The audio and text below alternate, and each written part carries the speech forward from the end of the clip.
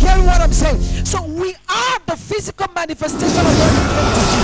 I'm not celebrating Christ because he's Christ. I'm celebrating Christ because I'm jointed with Christ. I reign with Christ. I rule with Christ. I'm not talking to somebody. Everything Christ is, I am. As he is, so are we in this world. I am the part of Christ that carries the power of Christ. I am the part of Christ that carries the glory of Christ. I am the part of Christ that carries the boots of Christ. I'm not talking to somebody. What happened? When knowledge is accurate, result will come like that. That's why we make effort. I make effort to look into the scriptures, get these things out for you, so that you will when you're going into the battles of life, you will not go with the wrong weapons. The Bible says the people of God, he said in Hosea, he said, my people are crushed, my people are defeated in life, not because the devil is powerful.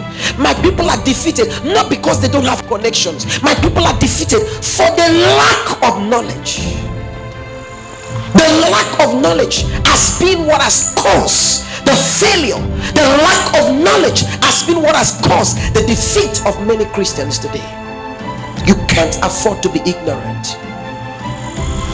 And so if you have someone who teaches you the word, I mean, that's the most important person in your life, because that fellow decides your future. The quality of the word you receive every day decides the quality of life you live and the quality of future you have. If you hear word that propels you in the direction of God, if you hear words that strengthens, if you hear words that builds, if you hear words, Paul said, I commend you to God and to the word of his grace, which is able to build you up. If you hear words that builds, brothers and sisters, you cannot be a failure in life. You can't be defeated in this life. Not in this life. Not with these words. What did Jesus use to train the disciples? Words. What do they use to train people in school? Words. Just information. You enter into school with your mind blank, and you go in the seat under some guys who are talking to you about medicine, and you end up a doctor. They didn't break your head to put it, they just talked to you. You kept on going every morning. Sit down. One guy will come and talk to you within a space of time. Those information build in you something, and you said, I'm a doctor. That's what happens when we come to church. We sit down like this. God talks to us, and then one day we wake up as success in life. One day we wake up prosperous in our lives. It didn't start one day. God has been talking to us all this while. That's why the word is important. Hallelujah. And so God has been looking for a way to bring back man into that place of relationship and to that place of fellowship. But fellowship could not be possible until relationship is restored. And so when Jesus died, he restored relationship and then gave us keys into fellowship. Jesus cannot fellowship for us. Jesus died and then gave us a relationship with God, but the fellowship part of it has to be our responsibility. So by the token of Jesus' death and Jesus' burial and Jesus' resurrection, we have a legal relationship with God. Our relationship with God is legal.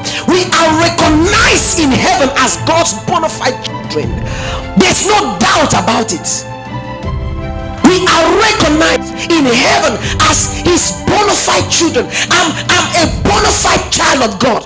There is no argument, because the death of Jesus certified that. The death of Jesus gave me that legal grounds to be called a child of God. So that's one part of it. But then that also gives me an avenue for fellowship. Relationship grows when fellowship is intact. Any relationship that does not have good fellowship in it will not grow. That's the reason though many Christians have a relationship with God, They are not enjoying the benefit of the relationship, because it is fellowship that brings to pass the benefit of relationship. If I have a friend, for example, I don't talk to my friend a day, 2 days, 3 days, 4 days, we don't talk, we don't see,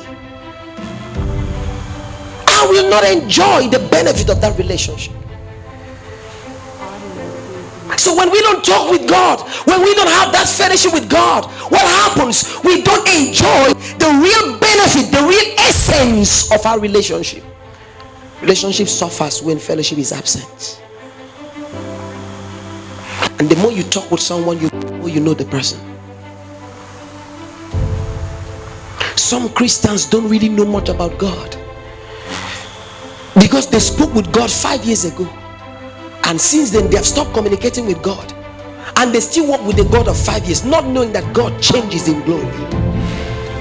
When you have constant communication, you will have constant progression of knowledge about the person you communicate with constantly.